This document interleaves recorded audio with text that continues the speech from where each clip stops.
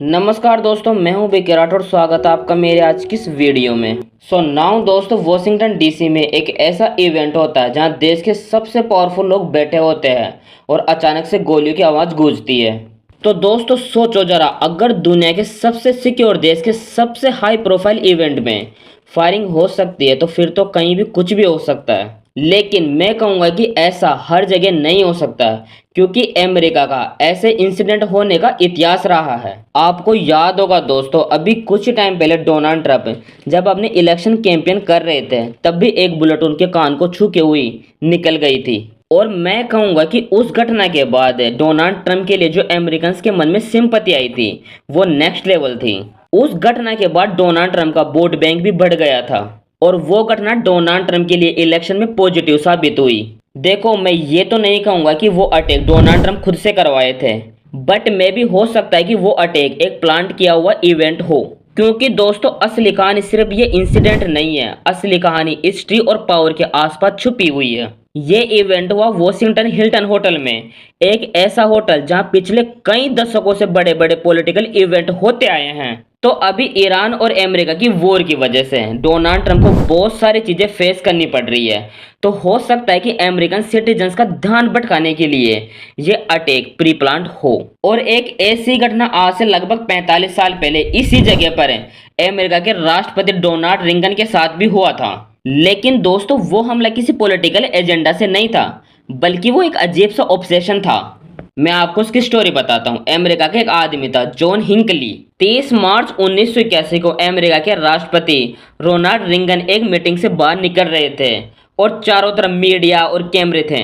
और अचानक से उसी भीड़ में से एक आदमी निकलता है और फायरिंग शुरू कर देता है। अब हुआ कुछ ऐसा कि 5 गोलियां तो रिंगन को छू भी नहीं पाई थी। लग रहा था कि वो बच गए, लेकिन फिर कुछ ऐसा हुआ जो ऑलमोस्ट अनरियल है। छठी गोली उन्हीं की बुलेट प्रूफ कार से टकराकर वापस पलटी और सीधे उनके सीने में जा लगी। और उस समय भी दुनिया के सबसे पावरफुल देश का राष्ट्रपति मौत से सिर्फ कुछ ही मिनट दूर था। अब दोस्तों ये एक इंटरेस्टिंग बात मेरी थोड़ी ध्यान से समझो। हम अक्सर सोचते हैं कि सुपर पावर मतलब फुल सिक्योरिटी, लेकिन रियलिटी ये नहीं है। पावर जितनी बड़ी होती है रिस्क उतना ही बड़ा होता है। भले ही फिर अमेरिका हो, रूस हो या फिर दुनिया का और कोई भी देश हो, उनके लीडर्स हमेशा टारगेट रहते हैं, कभी अपने पॉलिटिकल इश्यूज के लिए और कभी अपनी आइडियोलॉजी के लिए, और मैं तो कहूँगा कि कभी कभी अपने पर्सनल बेनिफिट्स के लिए भी। जिस आदमी ने अटैक किया था उसका नाम था जॉन हिंकली।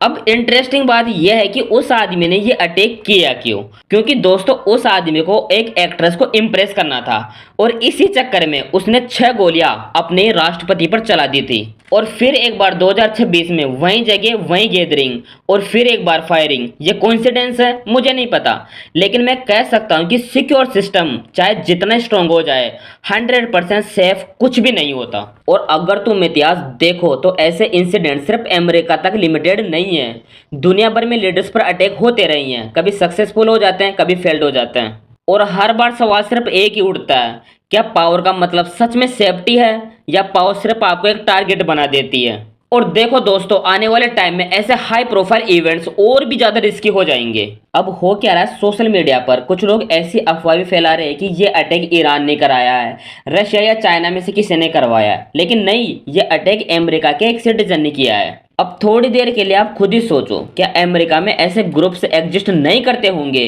जो डोनाल्ड ट्रंप का असैसिनेशन चाह रहे हो? ईरान यूएसए की वॉर के बाद डोनाल्ड ट्रंप ने जो अमेरिका की इमेज को ठेस पहुंचाया है, और अपने ईगो के चक्कर में पिछले कुछ महीनों से उसने ऐसे ऐसे डिसीजन लिए हैं जिससे डोनाल्ड ट्रंप पर ऐसे अटैक होने का रिस्क बढ़ जाता है। तो दोस्तों ये भी हो सकता है कि अमेरिकन सिटीजन्स का ध्यान भटकाने के लिए डोनाल्ड ट्रंप ने अटैक खुद से करवाया हो। और ये भी हो सकता है कि इस अटैक का टारगेट डोनाल्ड ट्रंप हो, जिनका असैसिनेशन होने वाला था जो कि फेल्ड हो गया।